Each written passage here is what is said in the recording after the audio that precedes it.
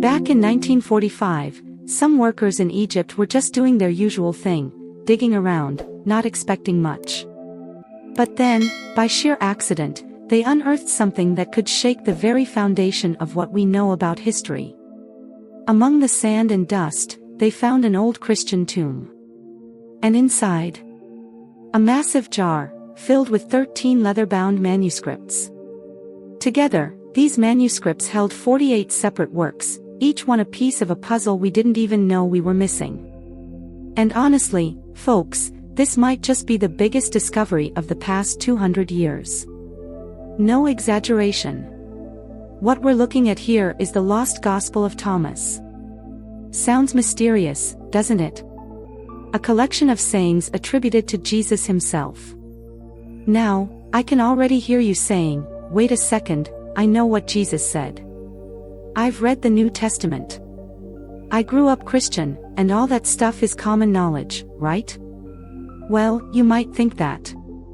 Heck, I thought so too at first. But trust me, there's more to it than meets the eye. Stick with me, and you'll see what I mean. Before we dive into this treasure chest of ancient wisdom, let's take a quick detour. I'll give you a little history lesson to set the stage. And then I'll answer a burning question, share some of the text with you, and explore how it ties into the things we often talk about here, stuff like the law of attraction, manifestation, self-realization, and tapping into your inner nature. These are the things that, if we're being honest, define what it really means to be alive. Now, back to those leather scrolls. Found in Egypt, they're often lumped in with the Dead Sea Scrolls, but these are something else entirely. They date all the way back to 325 AD. Here's where things get interesting. Back then, Bishop Constantine and the Council of Nicaea held a meeting that decided what would, and wouldn't, be included in the New Testament. They essentially curated the Bible as we know it today. And guess what? The Gospel of Thomas didn't make the cut. Neither did some other Gospels, like the one from Mary Magdalene. Heck, they even chopped and changed parts of other books, removing whatever didn't fit their narrative. Now, you might hear some people say that they edited these texts to make them more accessible, to make sure everyone could understand. But here's the kicker, there's a theory that they left certain teachings out because they were too powerful, too uncomfortable. These were words that didn't fit the neat little story they were trying to sell, so they buried them, never to see the light of day. So, what exactly is the Gospel of Thomas? Well, it's not a story like you might think. Instead, it's a collection of around 114 sayings attributed to Jesus.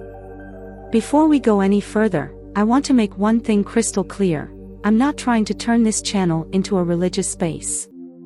I'm not here to push any agenda. But I do believe that we can learn something from sacred texts, whether we're religious or not. So, if you're set in your beliefs and aren't open to exploring different ideas, maybe this isn't the video for you. But if you're still with me, let's keep going. The intro to the Gospel kicks off with these words, "These are the secret sayings that the living Jesus spoke, and Didymus Judas Thomas wrote them down." And then comes the kicker, whoever finds the interpretation of these sayings will never taste death. Notice that. The secret isn't in the words themselves, it's in the interpretation. That's where the real magic lies. Now, here's the thing, discovering the truth is often like stepping into a whirlwind. It can rock you to your core, challenging everything you thought you knew. But when the truth finally comes into focus, it's like a bolt of lightning. Suddenly, you realize that you hold the keys to your own life, that you have the power to shape your reality, to experience life to its fullest. It's not just about reading these words, it's about understanding them, letting them shift the way you see the world, and yourself. That's when the real transformation begins. When we stumble upon ancient writings attributed to Jesus that aren't part of our usual religious texts but still vibe with what we already know, we tend to believe they really are his. After all, they make sense, they match up with what we're familiar with, right? But, here's the catch.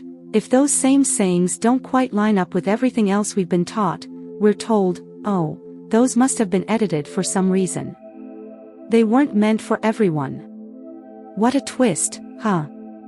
Now, imagine if we were taught that the kind of divine power Jesus had isn't some distant, untouchable force up in the clouds but something each one of us carries inside.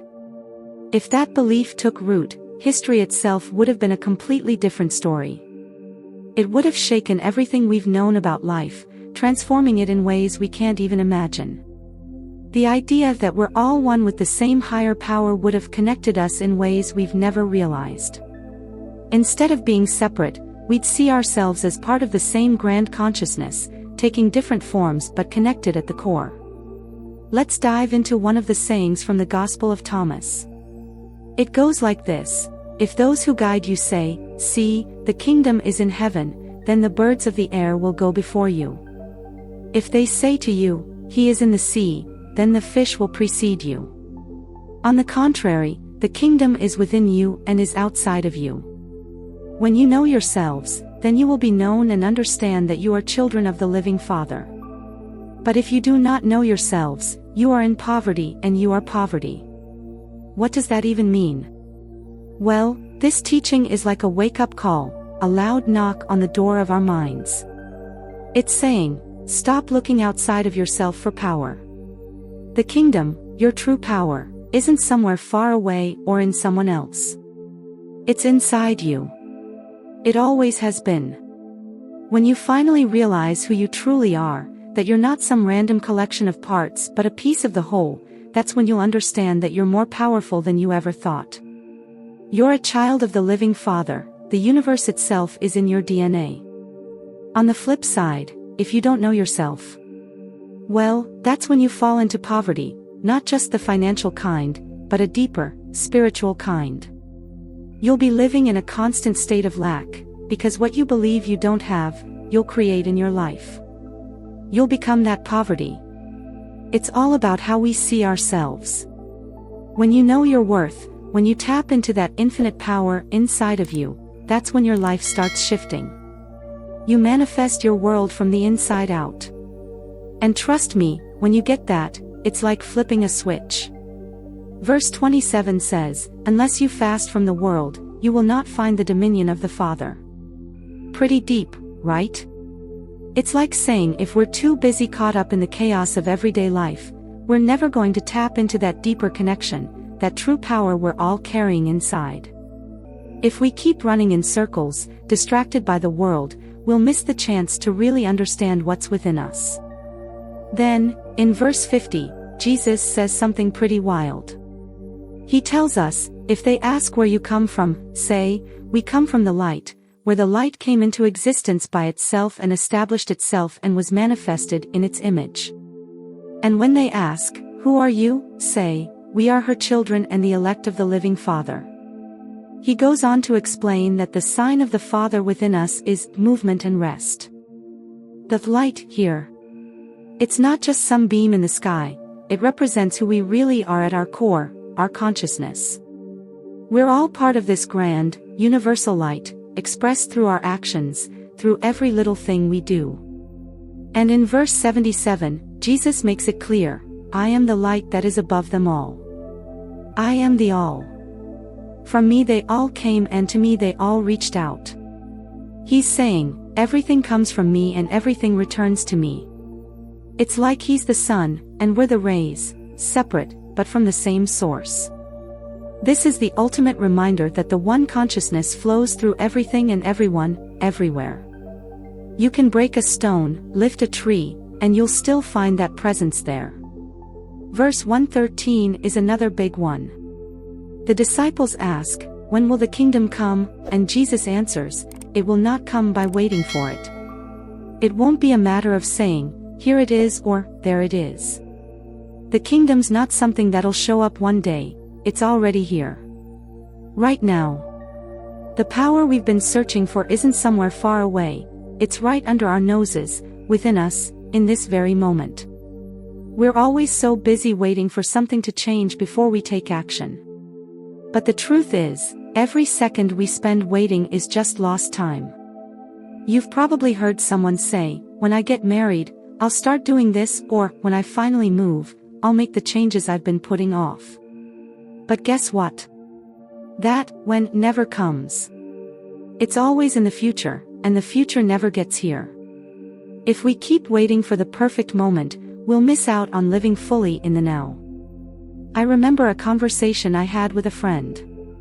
He was dating a girl and said, "When we get married, I'll really start making an effort, buy her flowers, treat her right, make the relationship work." But here's the thing, if you keep waiting for something outside yourself to change before you act, you're missing the whole point. The opportunity to be the best version of yourself is now, not after some big life change happens. The present moment is all we've got, and it's where the magic happens. The Gospel of Thomas is all about reconnecting with the consciousness that connects us to everything. It's the knowledge that frees us. Without this awareness, we're trapped in a cycle, feeling isolated, stuck, and powerless. But once we realize our true power, we can break free from any situation that doesn't serve us. It's about letting go of the false image we have of ourselves and stepping into the truth of who we are and what we're capable of. I'm curious, what do you think about the Gospel of Thomas? What stood out to you in the verses I've shared? Let me know in the comments below. I love reading your thoughts. You guys always bring such smart, insightful perspectives. If you want me to dive deeper into this, or even do a video on the full text, let me know. Until next time, stop being content with just existing and start living fully. Catch you later.